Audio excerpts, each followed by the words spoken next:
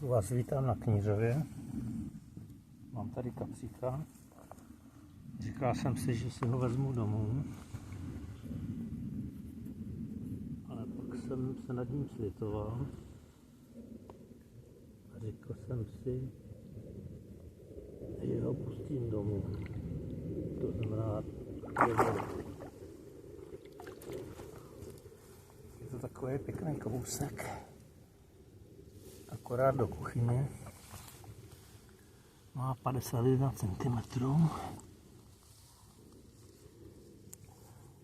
Takový hezký. A tak jsem si řekl, že ho pustím. No jo, pojď. No jo, je to taková hubička. No jo. Tak budeš žít, pojď. Pustím tě. Žbuňk.